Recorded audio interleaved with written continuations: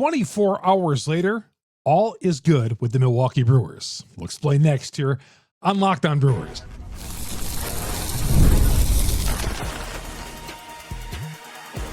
You are Locked On Brewers, your daily Milwaukee Brewers podcast. Part of the Locked On Podcast Network, your team every day.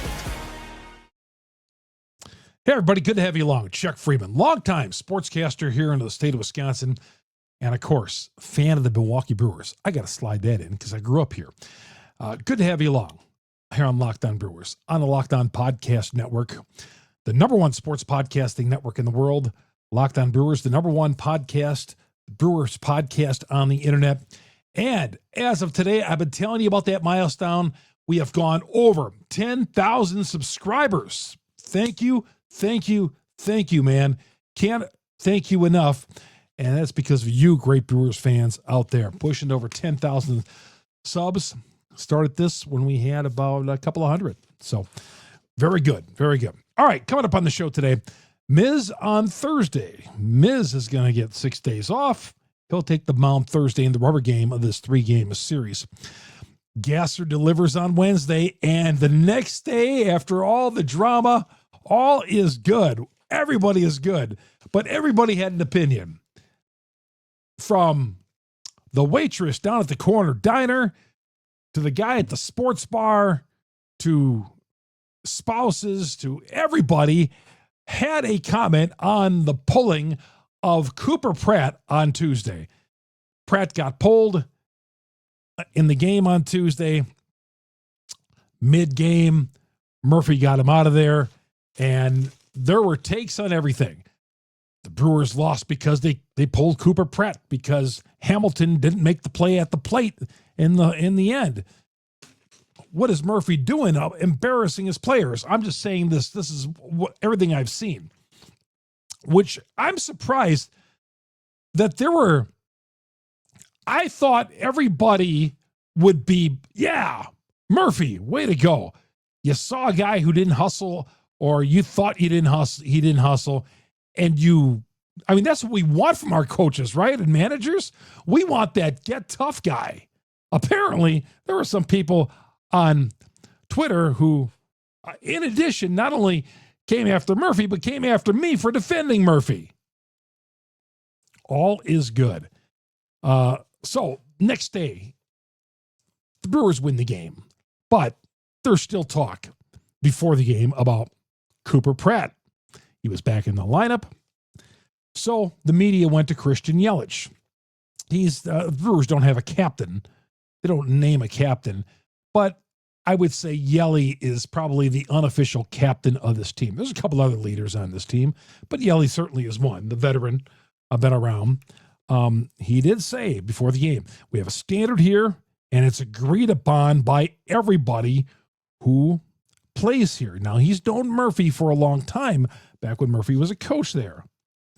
He did say, Yelich, that, yeah, to pull this guy and to pull that guy and to take this guy out mid-pitch or mid-batter, that's not going to work everywhere around the league. He said, that's not going to work. And and I talked about this a little bit. It's not going to work on every team. I mentioned this yesterday. That's not going to work on every team. You're not going to go into the Los Angeles Dodger locker room and start benching guys. It's just the way it is. You're not going to bench a 3-time MVP or whatever. You're just not going to do it. But with the Brewers, with Murphy, as I mentioned, he's a manager and he's also a coach. In fact, Yelly referred to him. He said, you could not coach that way throughout the league. Yes. Right on, Yelly. He gets it. Murphy is a manager, but he's also the head coach on this team. And managers never call a manager a head coach. Never call a manager in Major League Baseball coach. Never, ever, ever. If you see Murphy, don't call him coach. Don't ever call him coach. But he is like a coach on this team. I mean, he's got an extremely high baseball IQ. But Yelly said you couldn't coach that way throughout the league. Yeah, you'd lose the clubhouse. And managers don't want to lose the clubhouse. What I mean by losing the clubhouse is you don't want to take a divide where this guy likes Murphy and this guy doesn't, and they're all pulling in different directions. That has never been the case in the last few managers. Maybe back when Ken Maka was a manager here. Maybe there was some of that. But through Renicky and Council and Murph, pretty good clubhouse. And not much of a divide. There'd be problems from time to time, small little dramas, but nothing out of the ordinary. Yelich said Murphy, and I'm paraphrasing, did it with October in mind. And several players said, yes, that this was probably an accumulation of things that happened. That Murphy saw that needed to happen, stop. And Murphy even said before the game, a couple of things on this. He said, yeah, there was a few things that led to this. He wouldn't get into it, but he doesn't have to. That's his business. There are a few things that would lead to this. And Pratt just happened to be the guy. Murphy did say after watching Pratt run down first base, he did admit that Pratt probably ran a little harder than he thought. But it was a reactionary moment. Murphy had it in his mind, likely it seems, that somebody was going to pay the price. And in this case, it was Pratt.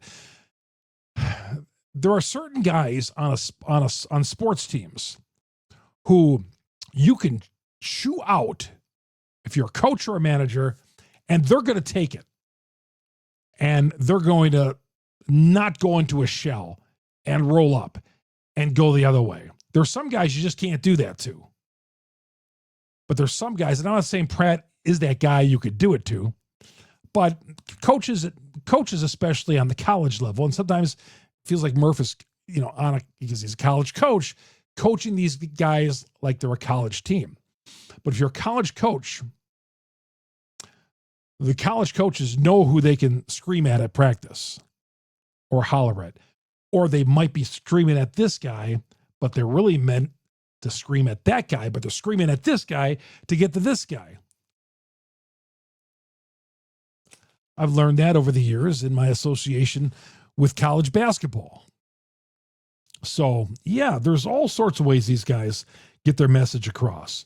And in this case, Murph saw a few things that he didn't like. Accumulation of events, other things that led to this. But nonetheless, Pratt was good, team is good, everybody good, and man, they played a heck of a game on Wednesday night. That's all we want. You didn't think that this team was going to come out and lollygag and mail it in. Brewers teams never do that under this current regime. But they've talked to players, a couple players talked about it.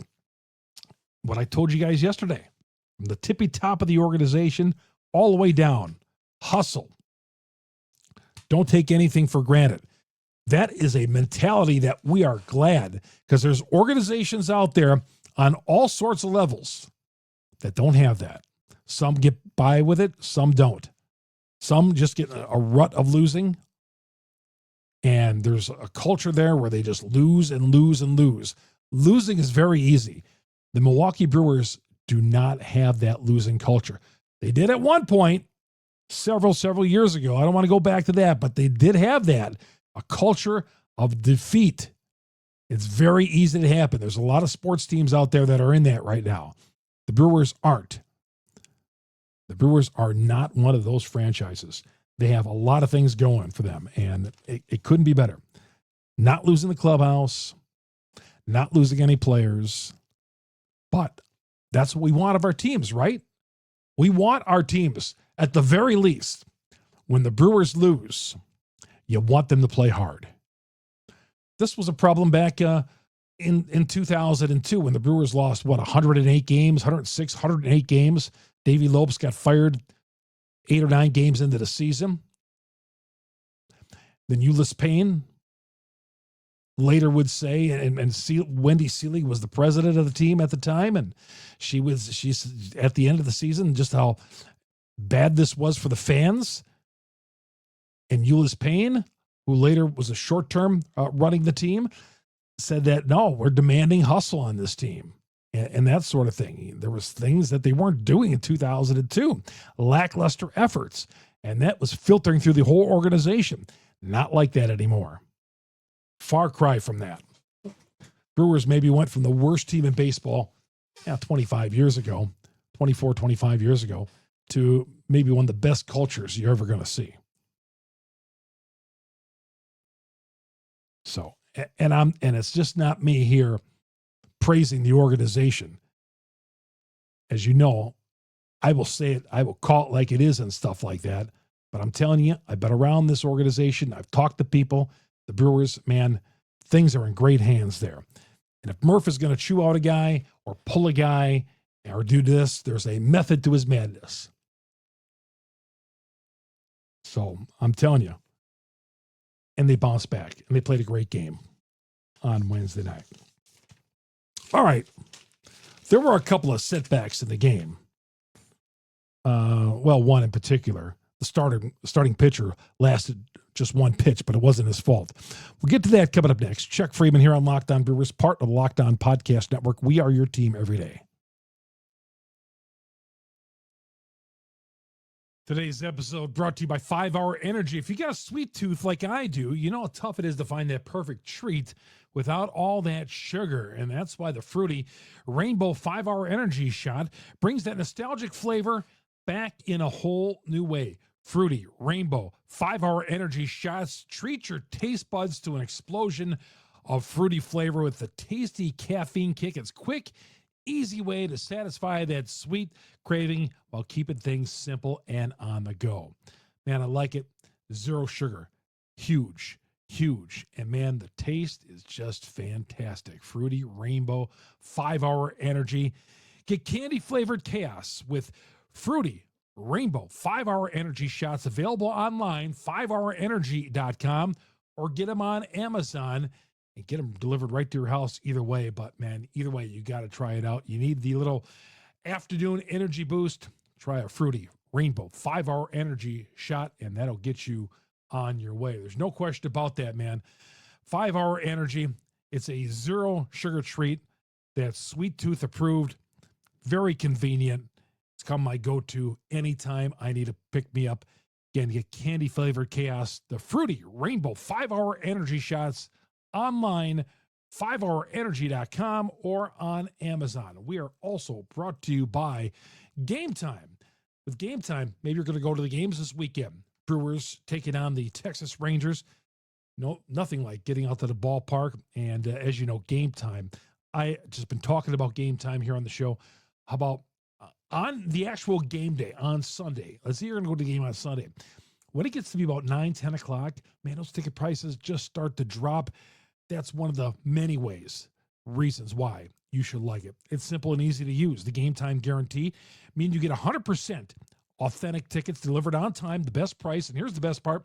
All the fees that on the price that you see is the price that you're going to pay, period. You're not going to keep advancing to the checkout line, and all of a sudden you're going to see a whole different price. Follow your favorite team. Get alerts when new deals drop. The seat views feature huge. You can see a panoramic view from your exact seat before you buy. Take the guesswork out of buying MLB tickets with Game Time. Download the Game Time app, create an account, use the promo code LOCKEDON, $20 off your first purchase. Terms do apply. Create the account, redeem the code LOCKEDON for $20 off your first purchase. Download the Game Time app today.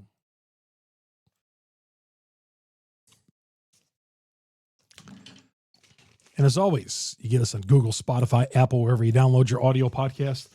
#1 Brewers podcast on the internet. We're on all the audio platforms. Just search Locked On Brewers. Hit us up on YouTube. As I mentioned, 10,000 subscribers. Can we get to 20,000? Yeah, we keep going on and on and on. And just go to YouTube Search Locked On Brewers, hit the subscribe button, hit the bell. That alerts you every time we drop an episode here on Locked On Brewers. You get the rapid reaction, the 60 to 90 second report right after the game as well. All right. And please like all our material. Dustin May took a line drive. First inning, first pitch. It's going to be all right. Just a bruise shoulder there in the back. He's going to be okay. But it was a scary moment. Doesn't sound like anything was broken or anything. And he won't know if he's going to miss his next start, obviously, until he gets up tomorrow morning. Now, he could get up tomorrow morning and feel like every bone in his body is broken after taking a 106 or 108 mile an hour liner off the back of your back, off your back, your back, which the human body's not meant to absorb something like that. But he said he lost his breath. Who wouldn't? Who wouldn't, man? But they took him out. He said he might have been able to stick around and pitch. Yeah, but why would you do that? So we'll see how Dustin May is tomorrow when he reports to the stadium, Citi Field. And we'll get a report on that. We'll have that on tomorrow's podcast. But Robert Gasser just walks out to the outfield and walks over to the bullpen area and didn't even have a chance to sit down. He was about ready to sit down and see what's up. And Gasser doesn't even sit down. He sees this happening. Murphy's got no choice to call for Robert Gasser. Now, Gasser, who he pulled in his last outing, mid-batter because he was walking guys. The Brewers had a 6-0 lead, and this was another message that Murphy was trying to send. Don't be walking guys. We got a 6-0 lead here. It got down to 6-4. Murphy had enough and got him out of there. Things settled down. The Brewers ended up winning the game 7-4 against the Mariners last week. So Gasser comes in. It's like, okay, what's he going to do? But this is probably the best thing to happen to a guy where, yeah, he didn't even sit down, didn't have a chance to think about it. He went out there and just pitched 5 1/3 of one-run baseball. And fantastic. He's the guy of the night for the Brewers. He's the player of the game. When suddenly you lose your starting pitcher, and who are we going to turn to? Robert Gasser. And Gasser was terrific. Robert Gasser, man, there was a time when we had high hopes for this guy before he went down with the Tommy John. And we love Robert Gasser. I just don't think he's fully bounced back yet or whatever. I still have not lost faith in the guy. Now, the Brewers will continue to use a 6-man rotation because it lines up with having Mizorowski and Kyle Harrison pitching in both times the Brewers play the Cubs. The 4-game set at Wrigley next week, and then the 3-game set the following week against the Cubs. So that lines up perfectly. So they have a 6-man. They're not going to be sticking with that 6-man. So they're going to use the 6-man one more time and then go back to a 5-man. And then Gasser's probably in the bullpen, I would think. So, but Gasser, didn't have a chance to think about it, got in the game and pitched and was carefree and did great. Sometimes in sports that happens, man, right? You're called upon in an emergency duty and you respond, you deliver big time. And that's what Gasser gave them last night. Good for him. And the Brewers singles after singles after singles. And that's how they built the big lead. Well, they built it up to 4-0. And then Turang hit the bomb to make it 7-0. Now, interesting story with Turang.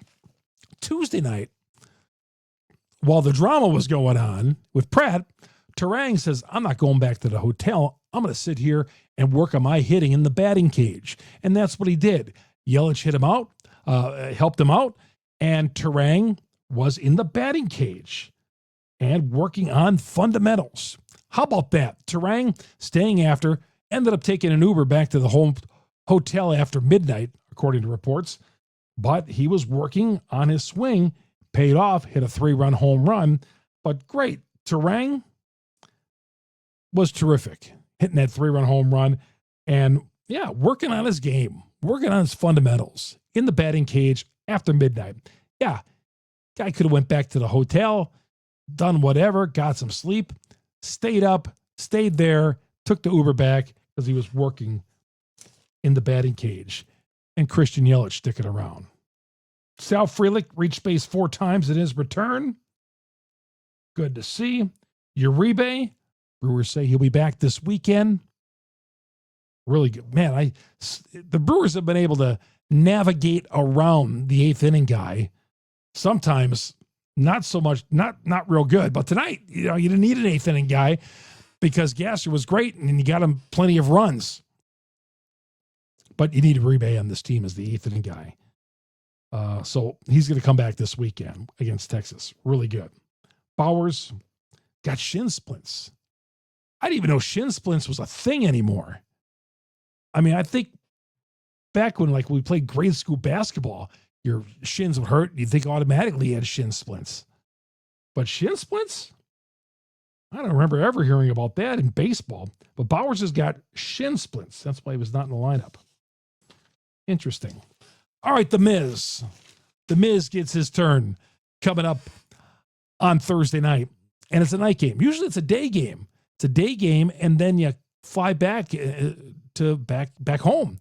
But it's a night game. So the Brewers will be getting back into town late. Actually, early Friday morning, late Thursday night, depending on what time they get out of Citi Field. But yeah, odd that they're playing a night game for the final game of that series in New York. So we'll talk about that, talk about the pitching matchup, and give you some thoughts of that next here on Locked On Brewers.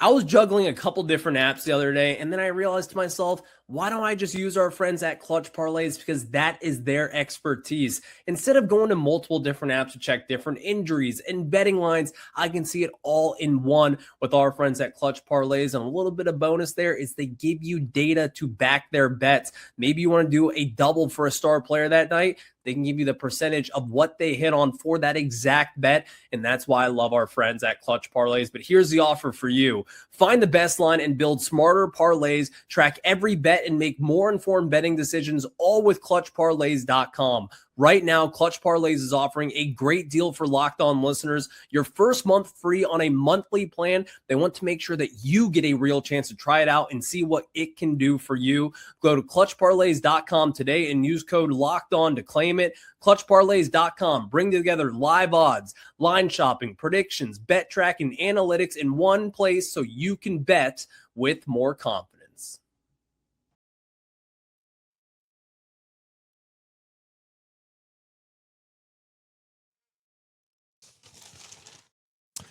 All right. Our podcast, as I told you, you get it on the platforms. But if you want to get a hold of me, hit me up on Twitter. Chuck Freimund, Freimund. DM me anytime you like. Hit me up on Facebook. Got a question or comment? I've got back to everybody. We're all clear. So anytime, and please, when you write me, and if you got a couple of questions, or if I hear back from you a couple of days later, you don't have to say, "Oh, I'm sorry to bother you." You're not bothering me. That's my job, man. My job is to communicate with the Brewers fans out there. So don't ever say, "Hey, sorry to bother you again, but I got this question about this." Not at all, man. I may not get back to you right away at that instant because I get a lot of them, but I will definitely get back to you. But it's never a bother, man. That's my job. That's what we are as a Brewers community. All right, The Miz. Do you believe that The Miz has never gone longer than 4 innings against the Mets in his short career? Last year at Shea Stadium, Citi Field, July 2nd, remember he was walking guys and gave up a couple of home runs, went 3 2/3, gave up 5 hits. Just not a good day for the Miz, July 2nd. And then that was last year, 2025. Fast forward to July of this year, July 20th. Remember, he was on limited amount of innings and pitch count there. He went 4 innings, 4 hits, 6 Ks in his short start. So the Miz, for his career, he's 0-1 versus the Mets, a 5.87 earned run average. Remember last Friday when he pitched at AmFam Field on that Friday afternoon game against Atlanta, He went 6 innings, 4 hits, 4 or 5 hits, and said he did not feel great on the hill. Did not feel great. Did not feel he had his best stuff, even though he went 6 shutout innings. But the Miz, even on his worst day, is better than a lot of people out there. Mizorowski, hopefully he has a good start, feels great, and, need this one. Got to take 2 or 3 for the Mets coming into this series against the Rangers this weekend. The veteran lefty goes for the Mets, Sean Manaea. He's 4-5, a 4.31 earned run average. His last start against the White Sox, it was going along just fine, and then he gave up back-to-back homers, 3 in a row to the White Sox. 6 innings, 4 hits, 5 runs, and it was not a good outing for Sean Manaea, even though it started off for him. He's a left-hander, so we'll see what kind of lineup the Brewers. I got a feeling Yelich won't be in the lineup. We'll see. So the Brewers need to finish this off, take 2 or 3 again, and then they come home. They got a weekend series with Texas, Friday, Saturday, and Sunday, and then the Cubs next Monday, Tuesday, Wednesday, Thursday at the friendly confines in Chicago. So important, though. Brewers now 6.5 in front of the Cubs. That was the appetizer of the day. Cubs getting beat by Arizona. Cubs got beat twice since the Brewers last played. Brewers got done early last night. Then their game with Arizona, it was the later game. It was the 8:40 start. So they played that one, and then they played an afternoon game today, and the Cubs got beat since the game on Tuesday night. So that was cool. And the Brewers now 6.5 in front of these guys. 82-51. The Brewers now clinch a winning season, by the way. Clinch a winning season. They could do no worse than 82-51. Do you realize, too, boy, September is a daunting schedule for these guys. To use a Murphy term, daunting. They only have 12 home games left.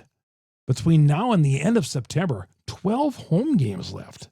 Got a big 9-game road trip toward the end of the season before they finish it up against St. Louis. But right now, in the present, Brewers 6.5 in front of the Cubs. You want to look at the overall in the National League? They're 2 games up on the Dodgers, 4 on Atlanta. Got to keep winning. As I always say, keep ripping off that calendar. And every time you rip off a day on that calendar and you got a lead like this, it's tougher and tougher for teams to catch you. Fisher hit his 39th home run of the season with both Biloxi and Atlanta. Hit his 39th on Wednesday night. And by the way, right after the game, go to Locked On Brewers postcast. Brandon Schneid's got that immediately after the final out of the game. Locked On Brewers postcast with Brandon Schneid. All right, that's going to do it. We'll be right back here early Friday morning with the next edition of Locked On Brewers. We'll talk about that game against the Mets, any other drama that comes up, and look ahead to the Texas Rangers series this weekend out of the ballpark. I'll be there on Saturday. That's going to do it for me. Thanks for tuning in, and thanks for being Locked On Brewers, part of the Locked On Podcast Network. We are your team every day.